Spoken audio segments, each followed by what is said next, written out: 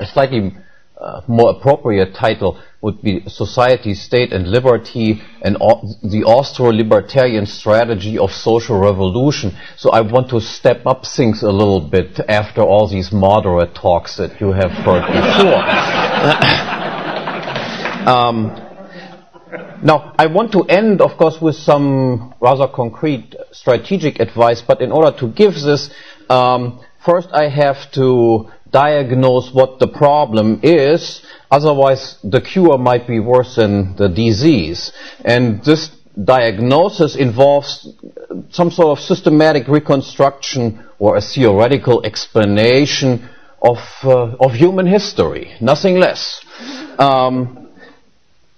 Now let me begin with a few words about society. Why is there a society? Why do people cooperate? Why is there peaceful cooperation rather than permanent war among mankind? Austrians, and in particular Misesians, emphasize the fact that we do not need to assume anything like sympathy or love for other people in order to explain this. Self-interest, that is, to prefer more over less, that is entirely sufficient to explain this phenomenon of cooperation. Men cooperate because they are able to recognize that production under division of labor is more productive than self-sufficient isolation. Imagine just that we would withdraw from division of labor and you would immediately recognize that we would be desperately poor. Most of mankind would immediately die out. Now, note one important thing here, and I'll come back to this. What this explanation implies and what it does not imply. It does not imply, of course, that there will be always and without any exception or disturbance nothing but peace among men. There are always robbers and murderers around, and every society somehow has to deal with these types. But what it does imply is that the Hobbesian account of the emergence of peaceful cooperation is fundamentally misconceived. Thomas Hobbes assumed that people would be permanently at each other's throat if it were not for some independent third party, that is the state, of course, to make peace among them. Now, but what you notice immediately what kind of curious construction this is. People are assumed to be bad wolves, and they can be turned into sheep if another third wolf is made to rule above them.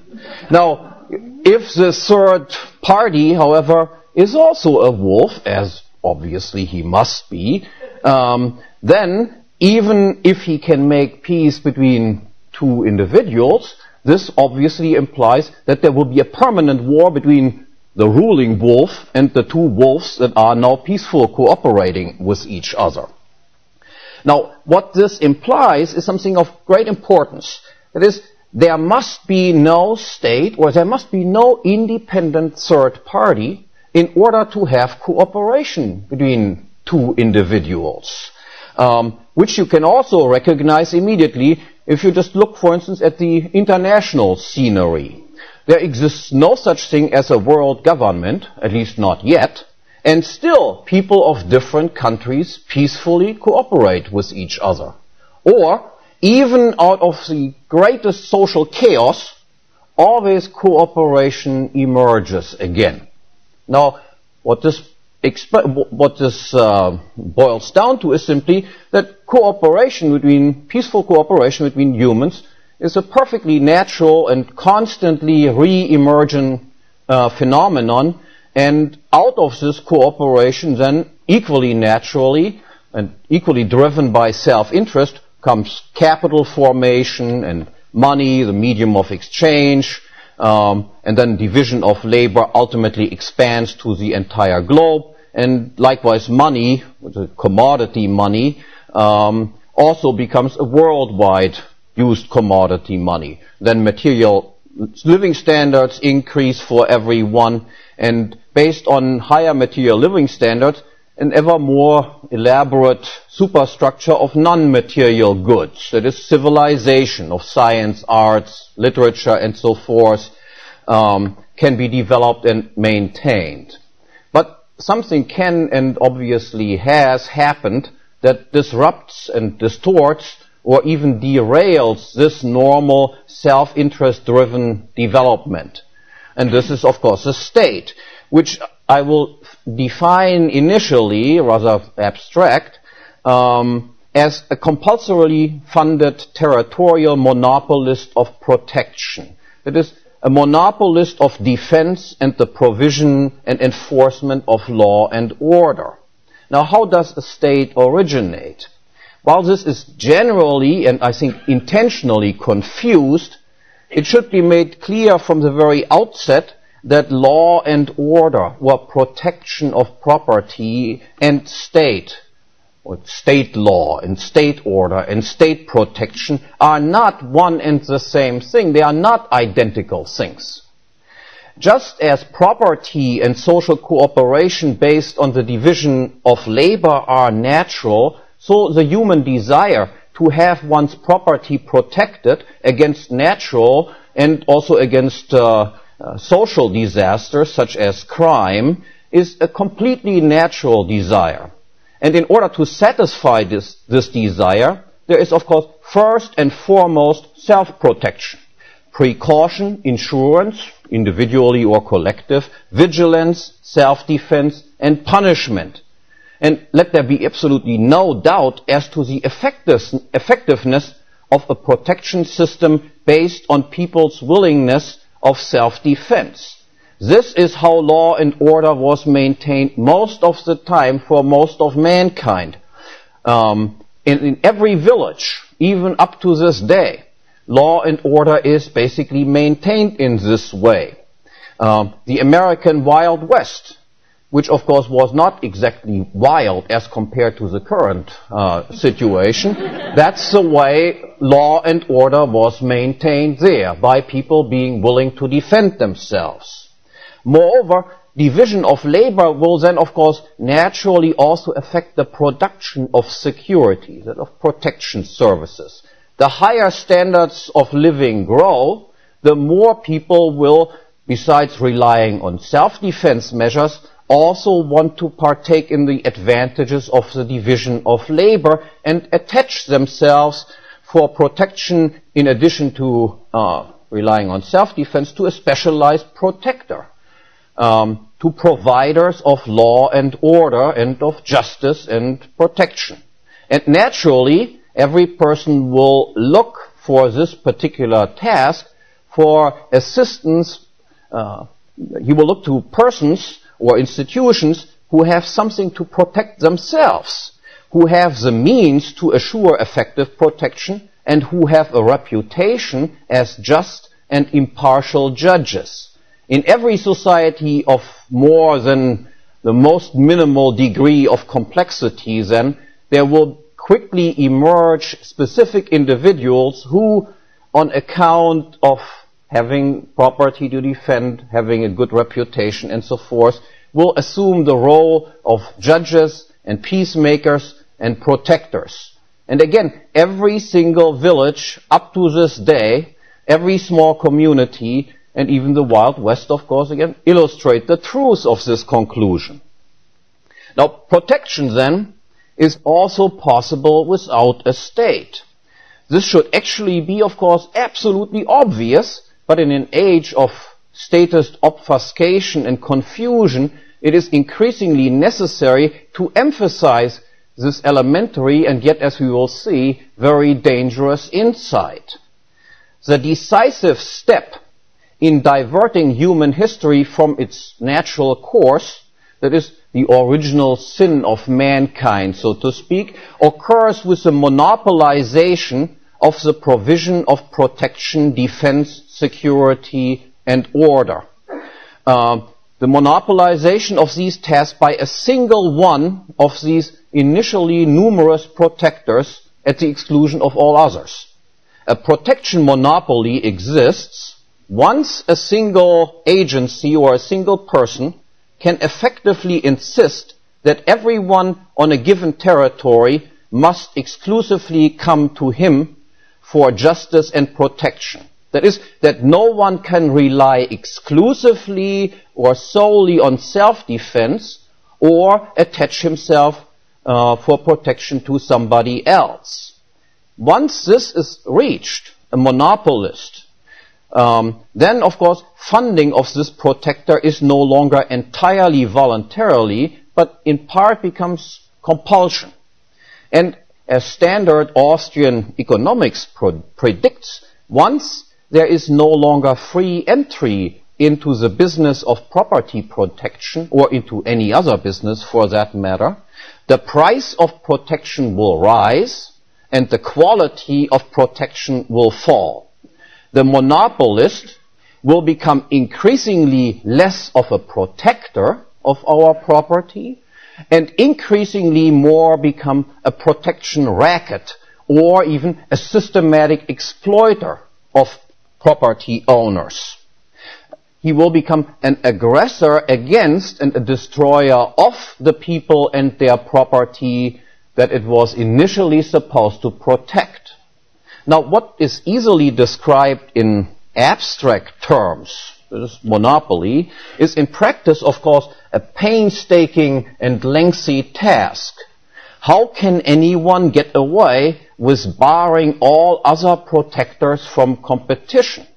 And why would the people, and especially the excluded other potential peacemakers and judges, allow such a thing to happen, that one individual monopolizes this service?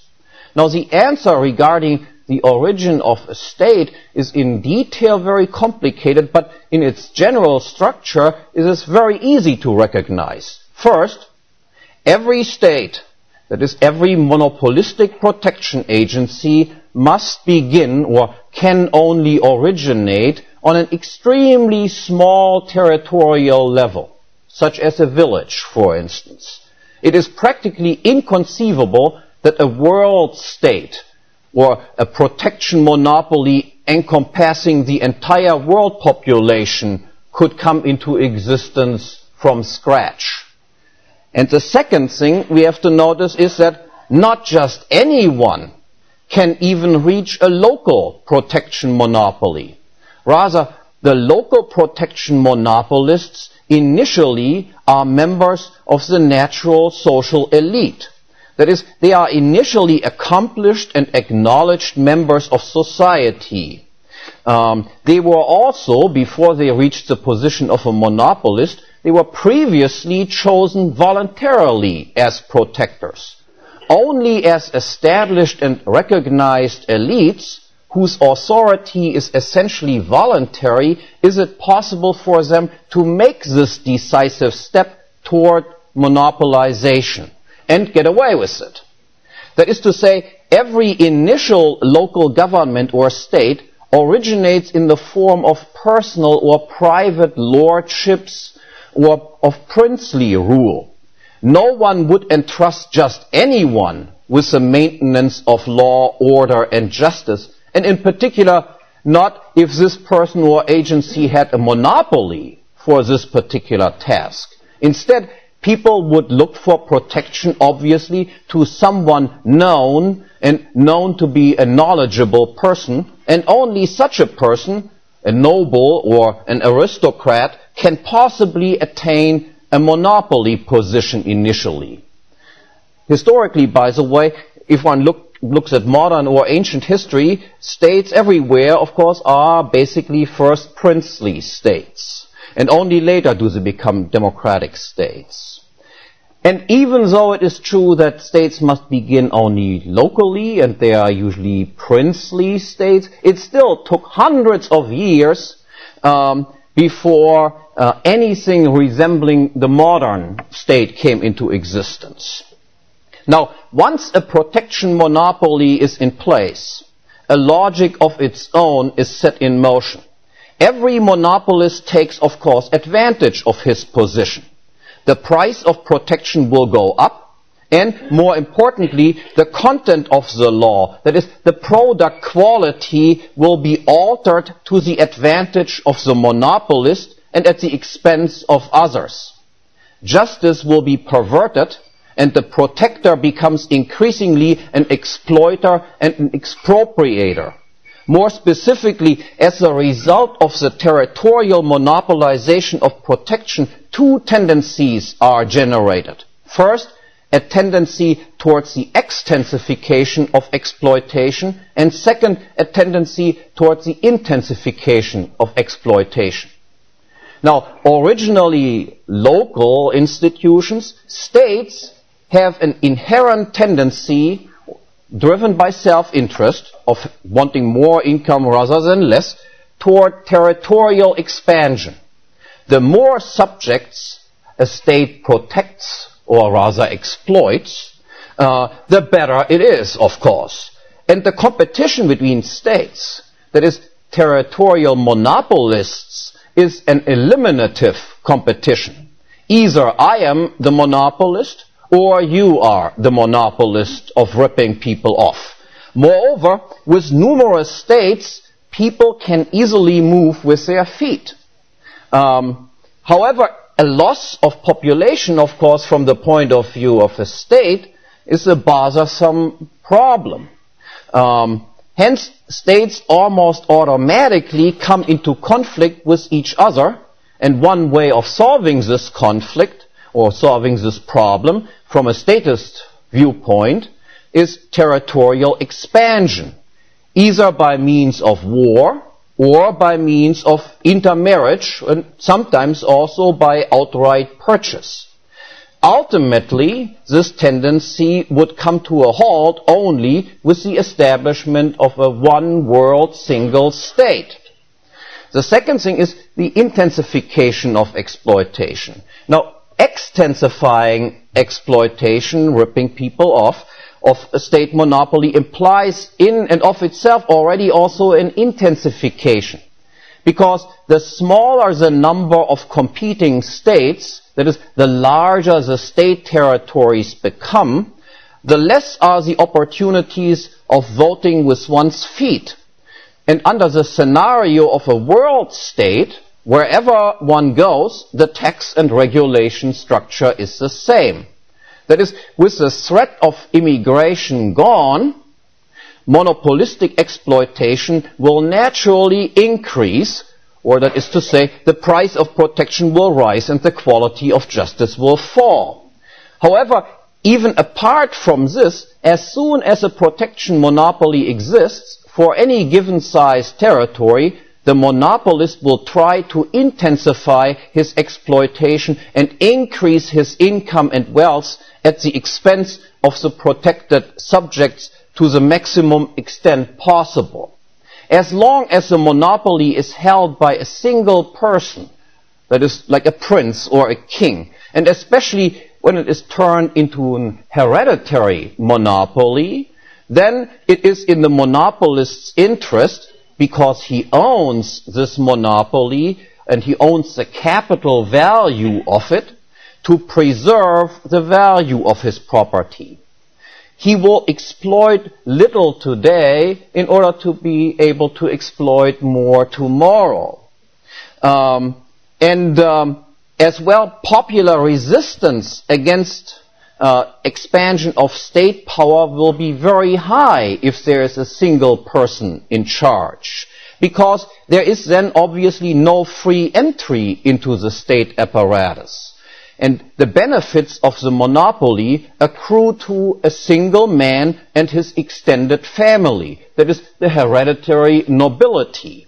Accordingly, the public resentment and vigilance is heightened, and attempts to intensify exploitation find quick and severe limitations. People hated the king because they realized that he is the ruler and we are ruled by him.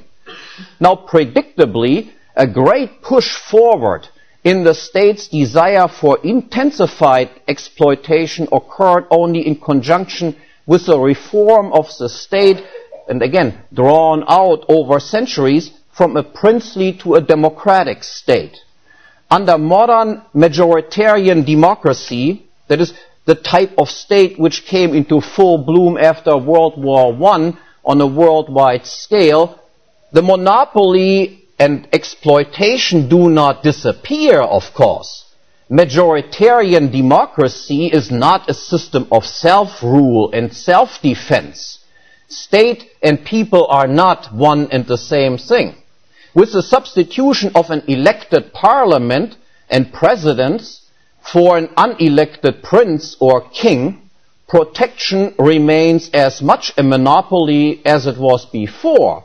What happens only is this: the territorial protection monopoly becomes now public rather than private property.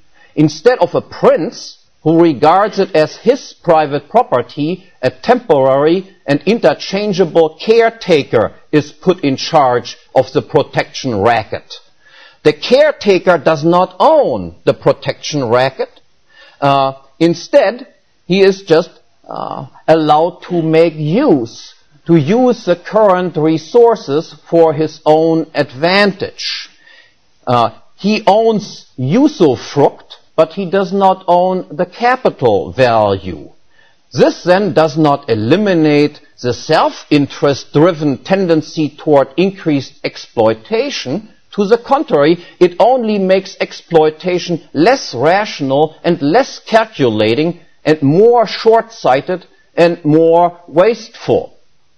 Moreover, because entry into a democratic government is open, everyone can become president, resistance against state property invasions are reduced. And this leads to the same result. Increasingly now under democratic conditions, the worst will rise to the top of the state in free competition. Competition is not always good. Competition in the field of becoming the shrewdest aggressor against private property is nothing to be greeted. And this is precisely what democracy amounts to. Princes and kings were dilettantes as rulers, and normally had a good measure of natural elite upbringing and value system, so as to act often enough simply as a good household father would have done. Democratic politicians, on the other hand, are and must be professional demagogues, constantly appealing to even the basest, and that is typically egalitarian instincts, as every vote is obviously as good as any other.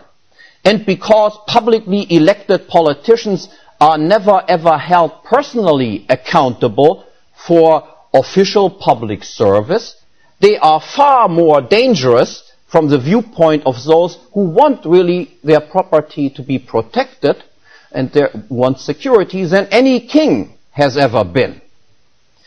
If you combine these two tendencies that I mentioned, inherent in a state, intensification, exploiting the domestic population, and extensification, then you get a one world global democracy with one world global paper currencies issued by World Central Bank. Now at this moment, let me just simply take stock. Here we are then at the end of the 20th century, closer than ever to the end state of a one world state, at least closer than ever before in history. The United States is the sole superpower and the world's top cop. At the same time, democracy has become almost universal. And the world's leading power, the United States, is the world's leading champion of democracy. Some neoconservatives, such as Francis Fukuyama, pointed out that this must be the end of history. One world democracy. We almost reached it. Now, from an Austro-libertarian point of view, matters look somewhat different. Under highly centralized democracy, or let me call it under highly centralized mob rule, the security of private property has almost completely disappeared. The price of protection is enormous, and the quality of justice dispensed has gone downhill constantly. It has deteriorated to the point where the idea of immutable laws of justice and principles of justice, of natural law, has almost entirely disappeared from public consciousness. Law is considered nothing but state-made law, positive law. Law and justice is whatever the state says it is. There is still private property in name, but in practice, private property owners have been almost completely expropriated.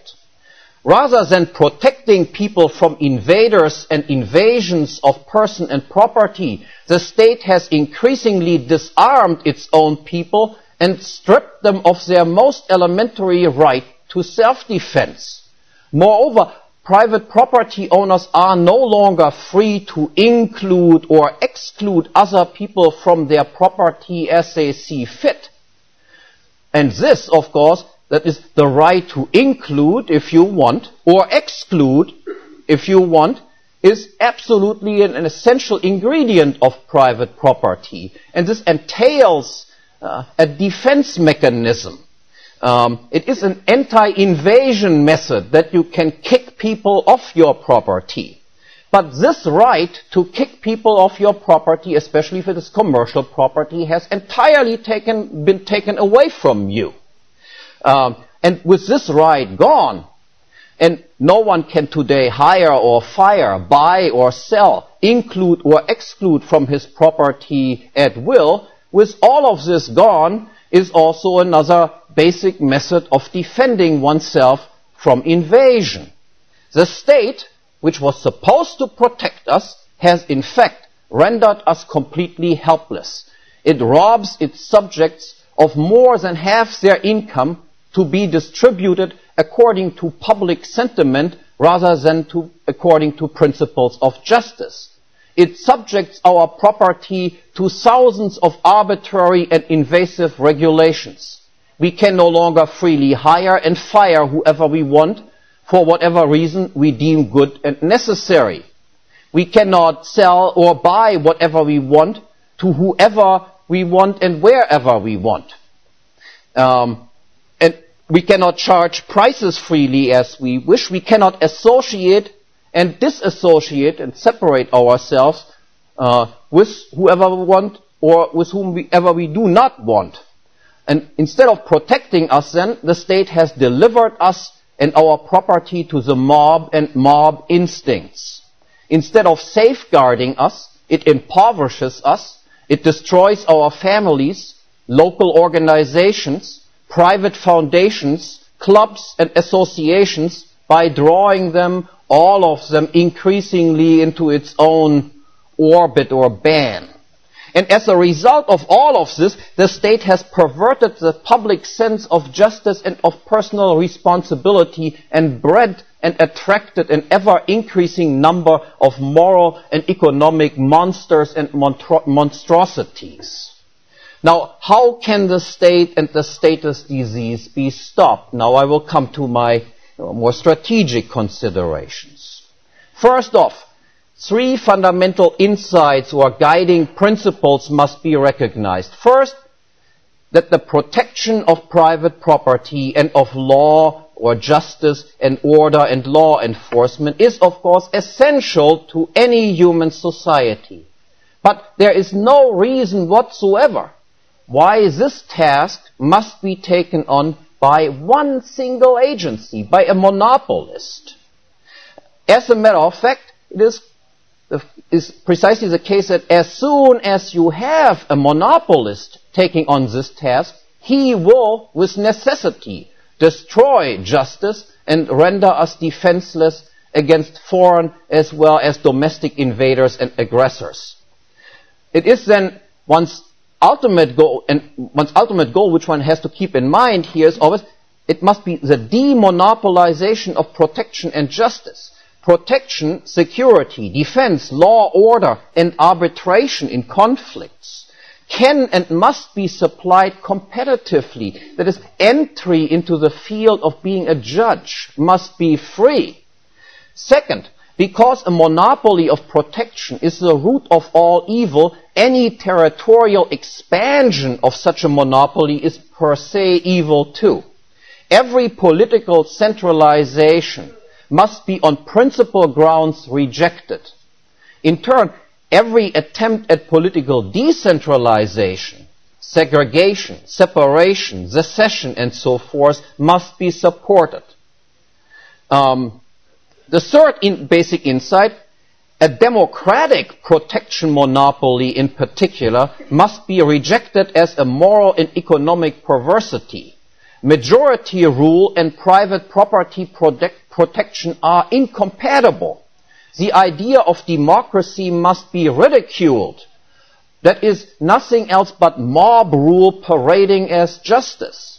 To be labeled a democrat must be considered the worst of all possible compliments. This does not mean that one may not participate in democratic politics. I will come to that a little bit later again. But one must use democratic means only for defensive purposes. That is, one may use an anti-democratic platform to become elected by an anti-democratic constituency in order to implement anti-democratic, that is, anti-egalitarian and pro-private property policies. Or, put it differently, a person is not honorable because he is democratically elected. If anything, this makes him a suspect. Rather, despite the fact that a person has been elected democratically, he may still be a decent and honorable man. We have heard one before. Now, from these principles now to the problem of application. Well, the basic insights, that is, monopolized protection, a state will inevitably become an aggressor and lead to defenselessness, and political centralization and democracy are means of extensifying and intensifying exploitation and aggression. While these basic insights give us a general direction and the goal, they are obviously not yet sufficient to define our actions and tell us how to get there. How can the goal of demonopolized protection and justice possibly be implemented given the present circumstances of centralized, almost world democracy as, at least temporarily, our starting point from which we have to begin? Now let me try to develop an answer to this question by elaborating first in what respect the problem and also the solution to it has changed in the course of, let's say, the last 150 years. That is since around the middle of the 19th century.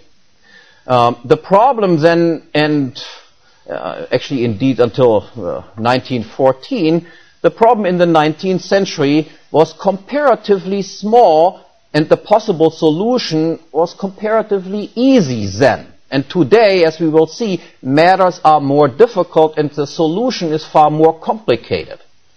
By mid-19th century, in Europe as well as in the United States, not only was the degree of political centralization far less pronounced than it is now.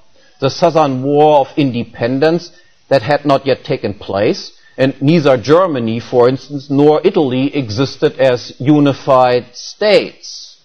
But in particular, the age of mass democracy had hardly begun at this time. In Europe, after the defeat of Napoleon, countries were still ruled by kings and princes, and elections and parliaments played little roles and were in addition restricted to extremely small numbers of major property owners. Similar, in the United States, government was run by small aristocratic elites, and the vote was restricted by severe property requirements. After all, only those people who have something to be protected should be running those agencies that do the protection. 150 or even 100 years ago, only the following thing was essentially necessary in order to solve the problem. It would have been necessary only to force the king, so to speak, to declare that from now on, every citizen would be free to choose his own protector and pledge allegiance to any government that he wanted. That is, the king would no longer presume to be anyone's protector unless this person had asked him and met his price that the king would have asked for such service. Now, what would have happened in this case? What would have happened, let's say, if the Austrian emperor had made such a declaration in, let's say, 1900? Now, let me try to give a brief sketch of a scenario of what I think would likely have happened in this situation. First, everyone, upon this declaration, would have regained his unrestricted right to self-defense and would have been free to decide if he wanted more or better protection than that afforded by self-defense, and if so, where and from whom to secure this protection.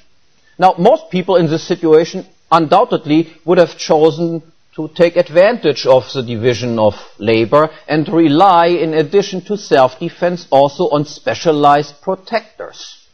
Second, on the lookout for protectors, almost everyone would have looked to persons or agencies who own or are able to acquire the means to assure the task of protection, that is, who have themselves a stake in the to be protected territory in the form of substantial property holdings, and who possess an established reputation as reliable, prudent, honest, and just. It is safe to say that no one would have considered an elected parliament up to this task. Instead, almost everyone would have turned for help to one or more of three places. Either the king himself, who is now no longer a monopolist, or a regional or local noble or magnate or an aristocrat, or a regional, national, or even internationally operating insurance company. Obviously, the king himself would fulfill these requirements that I just mentioned, and many people would have voluntarily chosen him as their protector. At the same time, however, many people also would have seceded from the king. Of these, a large proportion would have likely turned to various regional nobles or magnates who are now natural instead of hereditary nobility. And on a smaller territorial scale, these local nobles would be able to offer the same advantages as protectors than the king himself would be able to offer.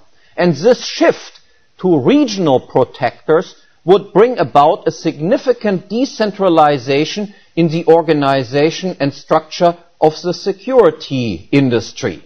And this decentralization would only be reflective of and in accordance with private or subjective protection interests. That is, the centralization tendency that I mentioned before has also led to an over-centralization of the protection business.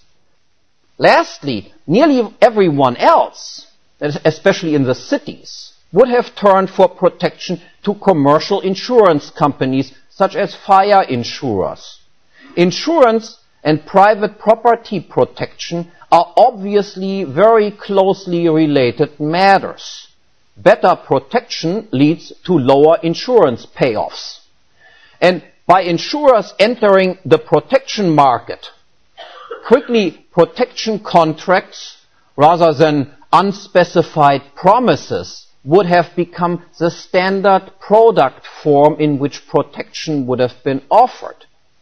Further, by virtue of the nature of insurance, the competition and cooperation between various protection insurers would promote the development of universal rules of procedure, evidence, conflict resolution, and arbitration. As well, it would promote the simultaneous homogenization and dehomogenization of the population into various classes of individuals with different group risks regarding their property protection, and accordingly also different protection insurance premiums. All systematic and predictable income and wealth redistribution between different groups within the population, as it existed under monopolistic conditions, would be immediately eliminated, and this would of course make for peace. Most importantly, the nature of protection and defense would have been fundamentally altered. Under monopolistic conditions, there is only one protector. Under monopolistic conditions, and whether that is monarchical or democratic makes no difference in this respect, under monopolistic conditions, a government is invariably conceived of as defending and protecting a fixed and contiguous territory.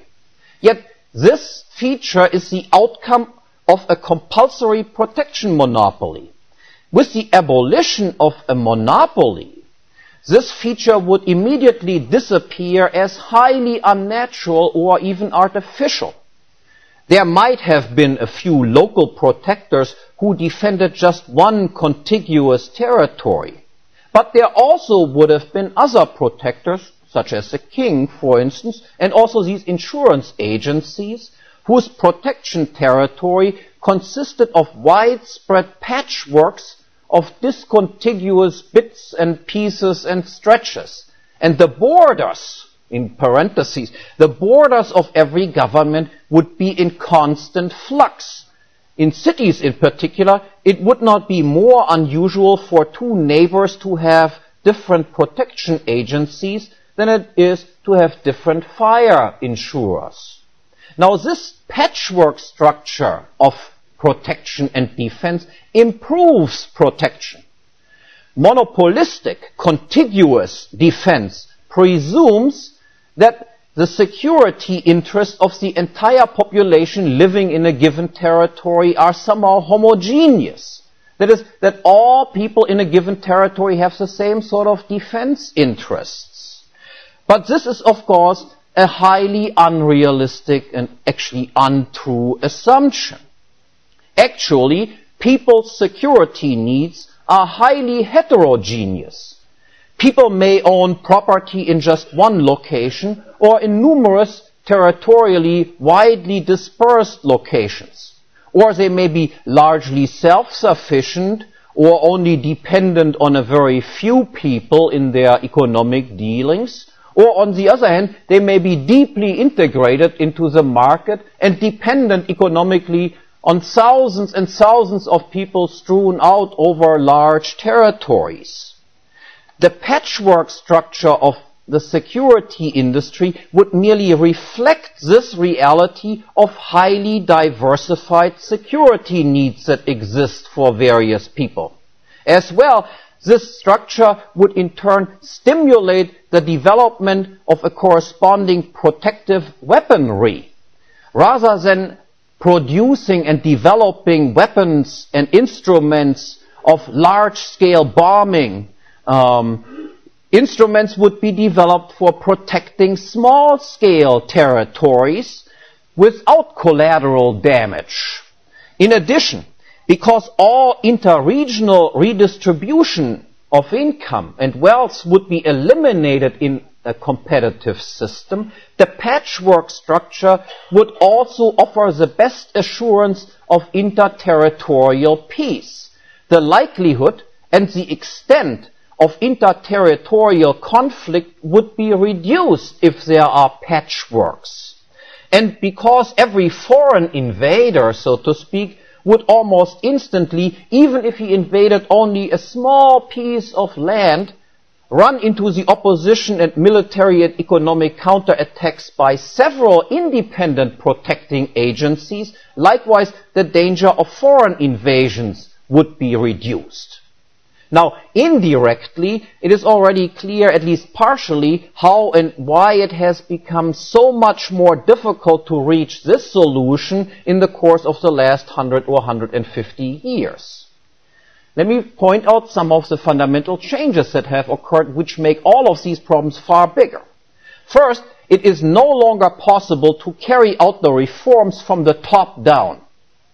Classical liberals, that is, during the old monarchical days could and did in fact frequently think and could actually realistically believe in simply converting the king to their view and asked them to abdicate his power, and everything else would have then almost automatically fallen into places.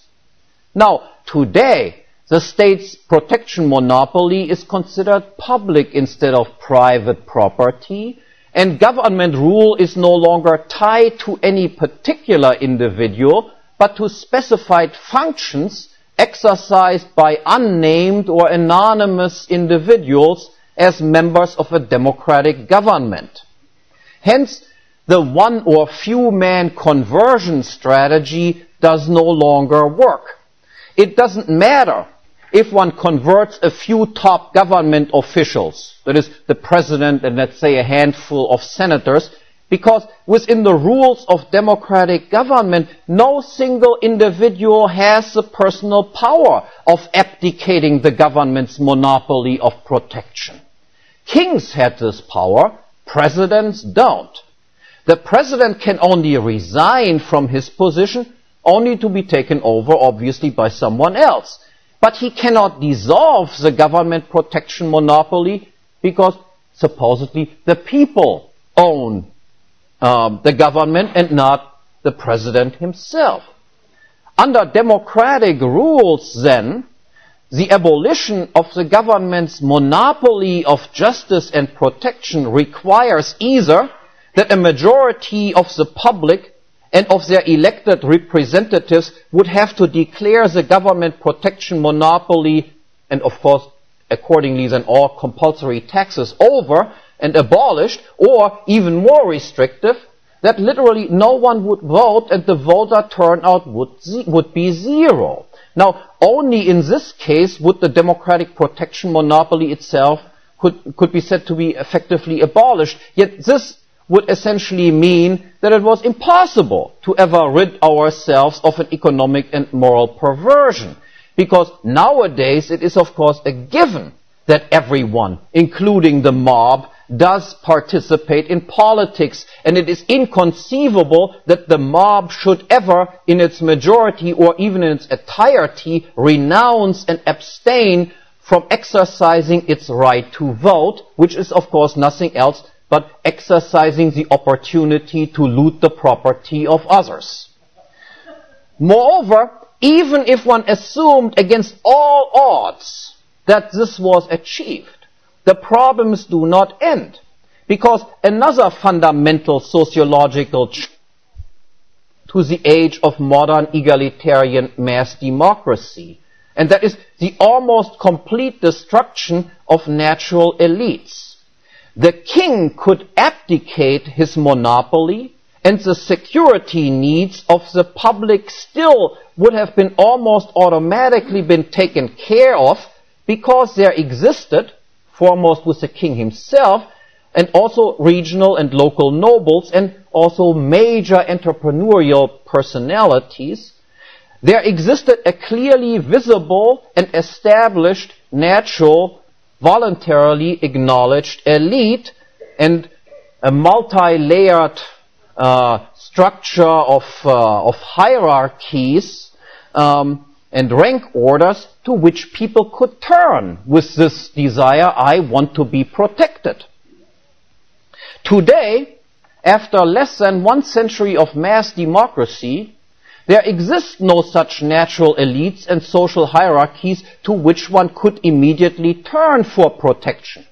Natural elites and hierarchical social orders and organizations, that is, people and institutions commanding an independent authority and respect, independent from the state, are even more intolerable and unacceptable to a democrat and more incompatible with the democratic spirit of egalitarianism than they were a threat to any king or to any prince. And because of that, under democratic rules of the game, all independent authorities, all independent institutions have been systematically wiped out or have been diminished through economic measures to insignificance.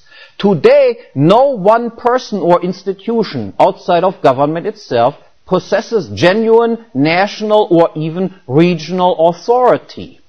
Rather than people of independent authority, we now merely have an abundance of people who are prominent.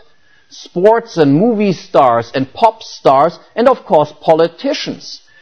But these people, while they may be able to set trends and shape fashions, do not possess any such thing as natural, personal, social authority.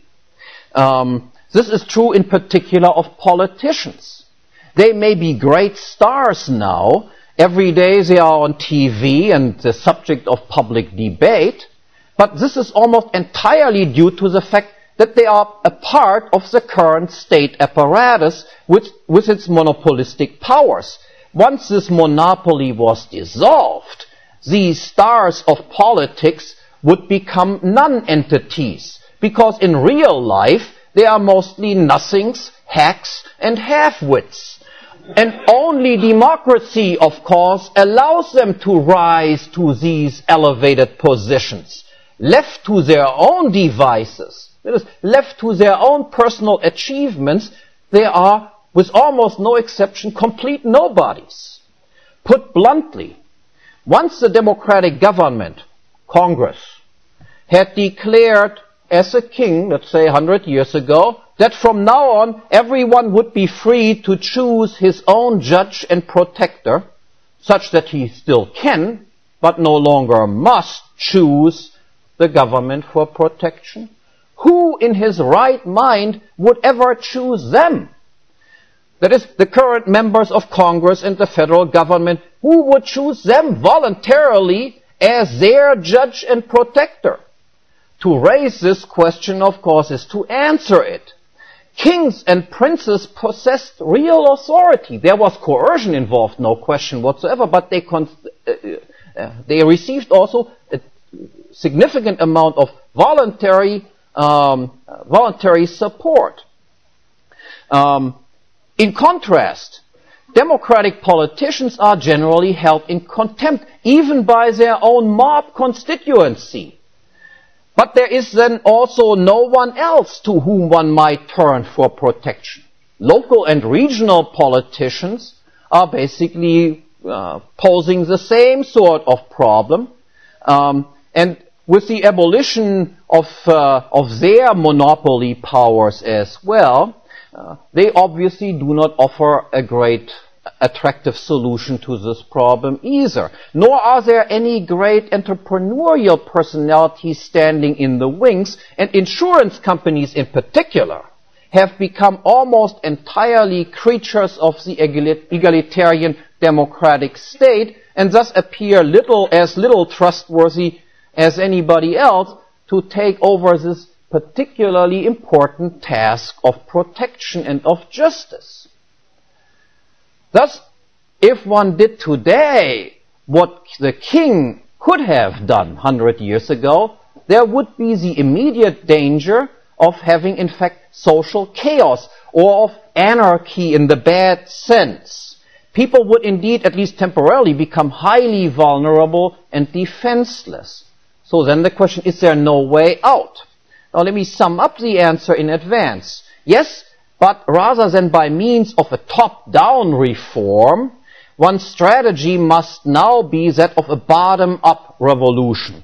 And instead of a one battle on a single front, a liberal libertarian revolution now will have to involve many battles on many fronts. That is, if you want, a guerrilla intellectual, a guerrilla war rather than a conventional warfare.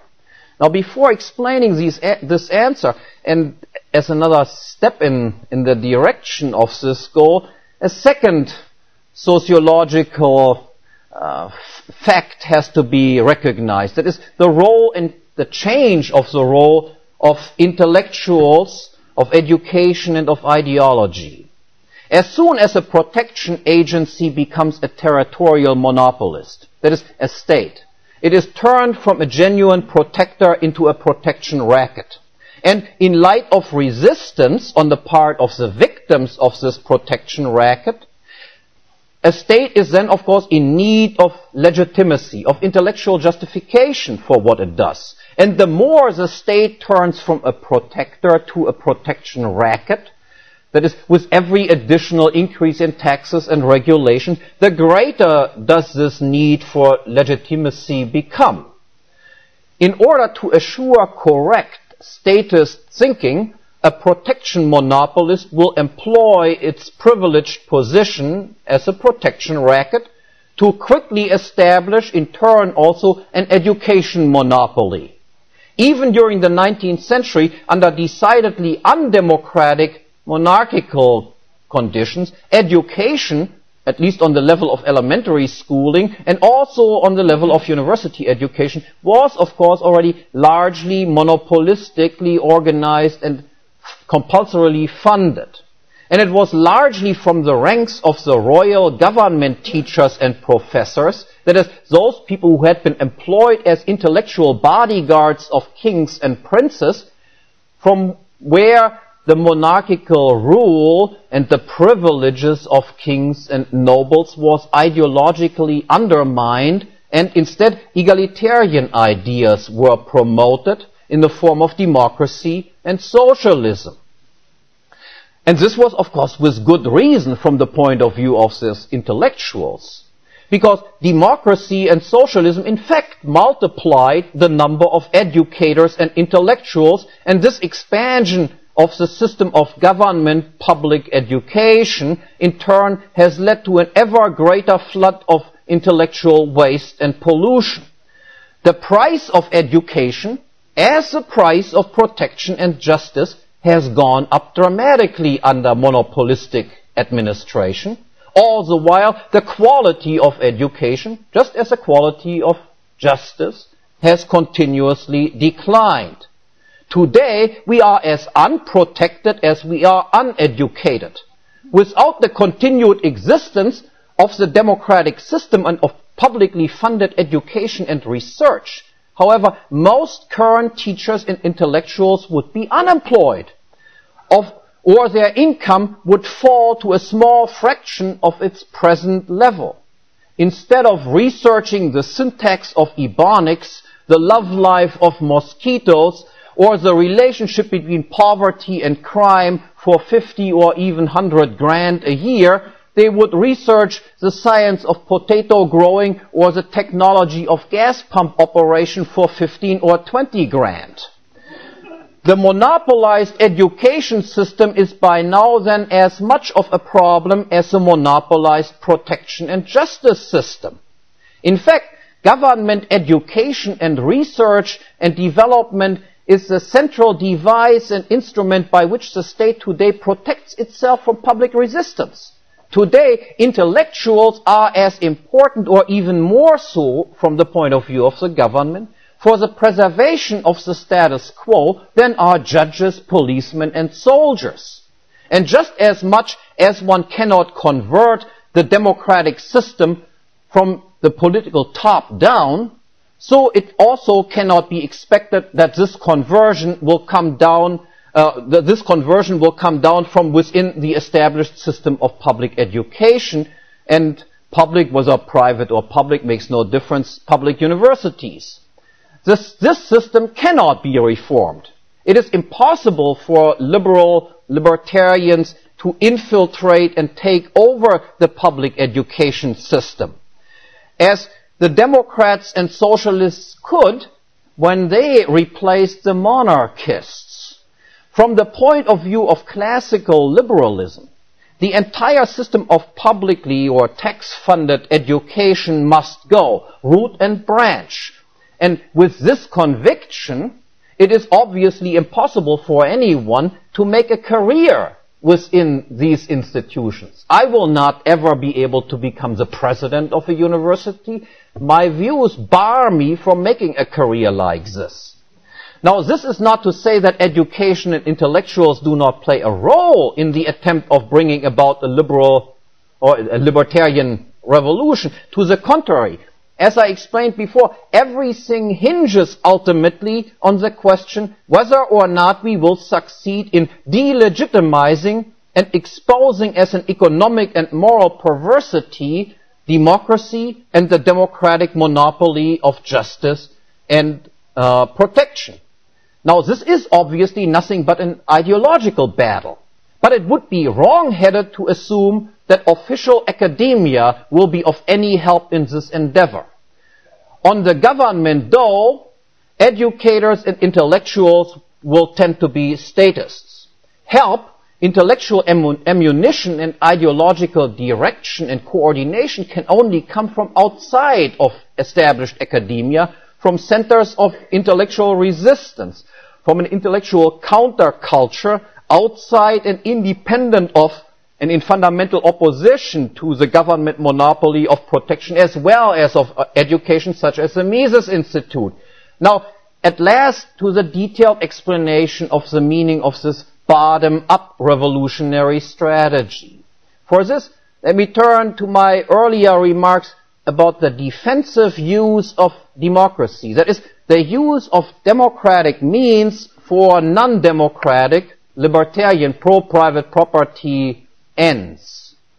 Two preliminary insights I have already reached here. First, from the impossibility of a top-down strategy, it follows that one should expend little or no energy, time, and money on nationwide political contests, such as presidential elections. And also not on contests for central government in particular, and less, of course, on senatorial races than on house races, for instance. Second, from the insight into the role of intellectuals in the preservation of the current system, current protection racket, it follows that one should likewise expend little or no energy, time, and money on trying to reform education and academia from inside. By endowing a free enterprise or private property chair within the established education university system, for instance, one only helps to lend legitimacy to the very idea that one wishes to oppose. The official education and research institutions must be systematically defunded and dried up. And to do so, all support of intellectual work as an essential task of this overall task in front of us should, of course, be given to institutions and centers determined to do precisely this. The reasons for both of these advices are straightforward. Neither the population as a whole, nor all educators and intellectuals in particular, of course, ideologically completely homogeneous.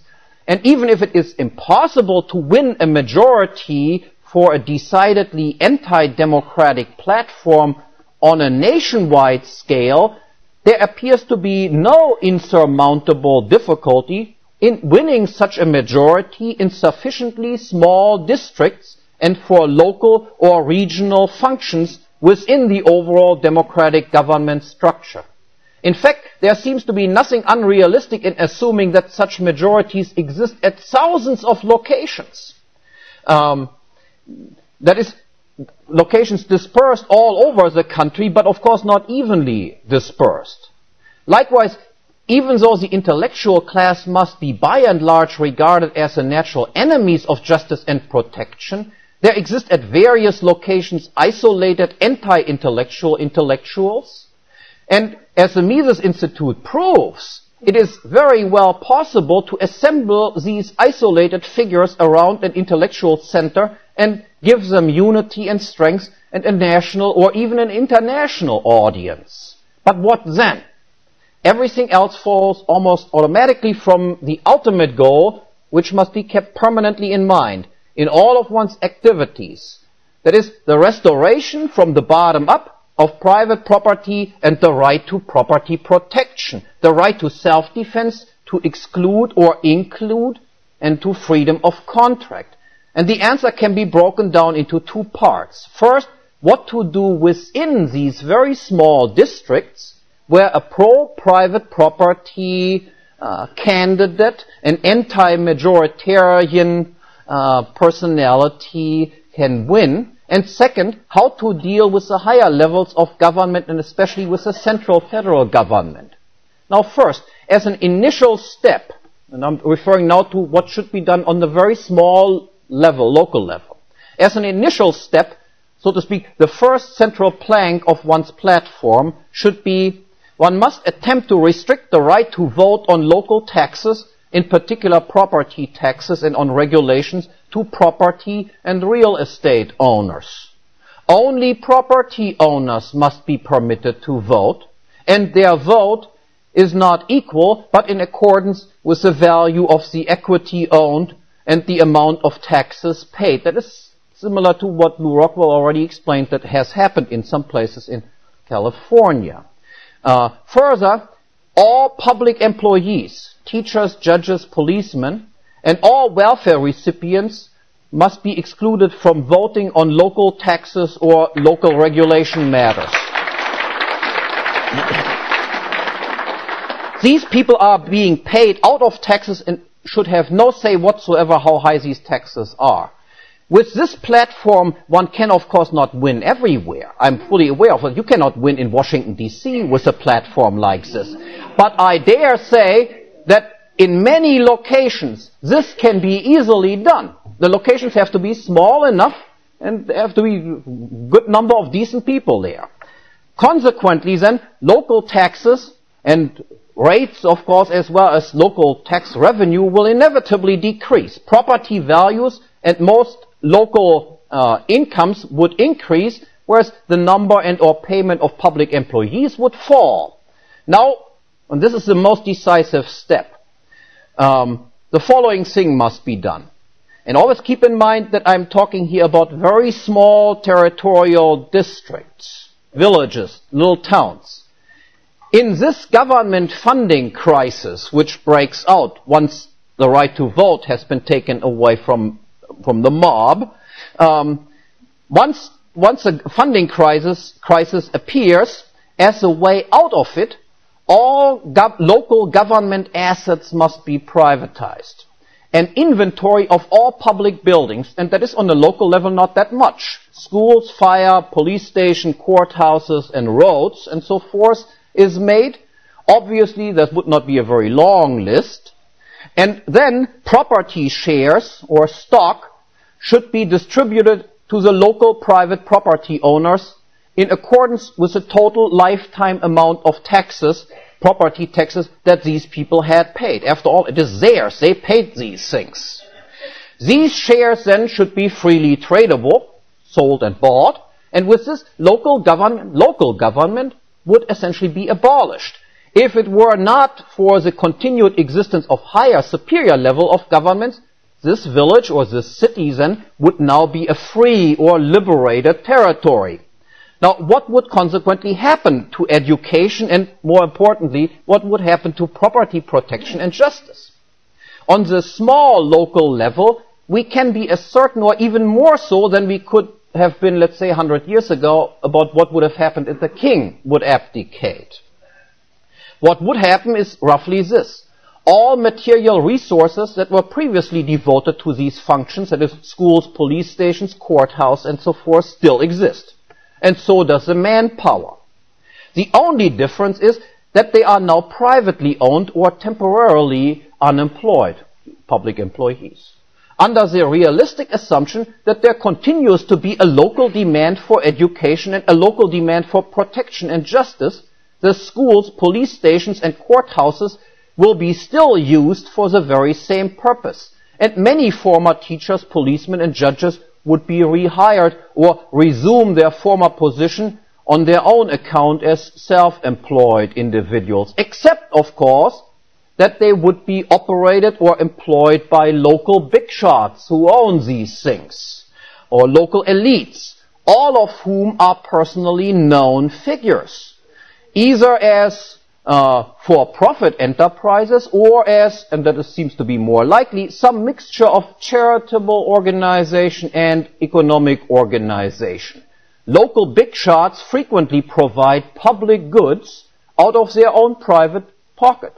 And they obviously have the greatest interest in the preservation of local justice and peace. And this is all easy enough to see to work for schools and policemen. But what about judges and justice? Now recall that the root of all evil is compulsory monopolization of justice. That is, one person says this is right. Accordingly, judges must be freely financed and free entry into judgeship positions must be assured. Judges are not elected by vote, but chosen by the effective demand of justice seekers.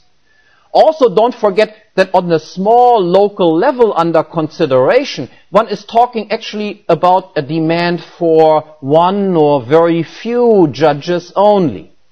Whether this or these judges are then employed by the private courthouse association or stock company, or are self-employed individuals who rent these facilities or offices, it should be clear that only a handful of local people and only widely known and respected local personalities, that is, members of the natural local elite, would have any chance whatsoever of being so selected as judges of local peace. Only as members of the natural elite will their decision possess any authority and become enforceable. And if they do so, and if they come out with judgments that are considered to be ridiculous, they will be immediately displaced by other local authorities that are more respectable. Now, if you proceed along these lines on the local level, of course it cannot be avoided that one will sooner or later come into direct conflict with the upper and especially the federal level of government power. How to deal with this problem? Wouldn't the federalists simply crush any such attempt? Now, they would surely like to, but whether or not they can actually do so is an entirely different question. And to recognize this, it is only necessary to recognize that the members of the governmental apparatus always represent, even under conditions of democracy, merely a teeny proportion of the total population. And even smaller is, of course, the proportion of central government employees. Now, this implies that a central government cannot possibly enforce its legislative will or perverted law upon the entire population unless it finds widespread local support in cooperation in doing so. This becomes particularly obvious if one imagines a large number of free cities or villages as I described them before. It is practically impossible, manpower-wise, as well as from a public relations standpoint, to take over thousands of territorially widely dispersed localities and impose direct federal rule on them.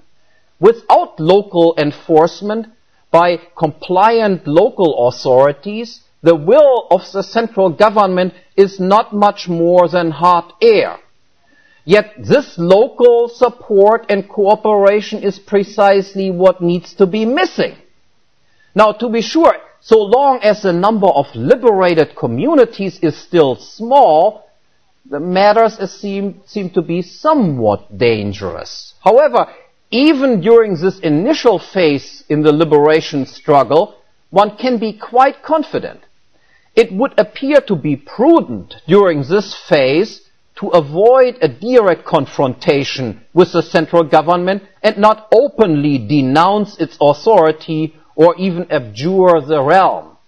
Rather, it seems advisable to engage in a policy of passive resistance and non-cooperation instead. One simply stops to help in the enforcement of each and every federal law. One assumes the following attitude: such are your rules, and you enforce them. I cannot hinder you, but I will not help you either, as my only obligation is to my local constituents. Now, consistently applied, no cooperation, no assistance whatsoever on any level, the central government's power would be severely diminished or even evaporate. And in light of the general public opinion, it would appear highly unlikely that the federal government would dare to occupy a territory whose inhabitants did nothing else than trying to mind their own business. Now, Waco, a teeny group of freaks, is one thing, but to occupy or to wipe out a significantly large group of normal, accomplished, upstanding citizens is quite another and quite more difficult thing. And once the number of implicitly seceded territories has reached a critical mass, and every success in one little location, of course, promotes and feeds on the next one, it will become inevitably further radicalized to a nationwide municipalization movement with explicitly secessionist local policies and openly and contemptuously displayed non-compliance with federal authority. And it is in this situation then when the central government will be forced to abdicate its protection monopoly, and the relationship between the local authorities that re-emerged and the central authorities who are about to lose their power can be put on a purely contractual level, and one might regain the power to defend one's own property again. Thank you. I'm sorry for being so long.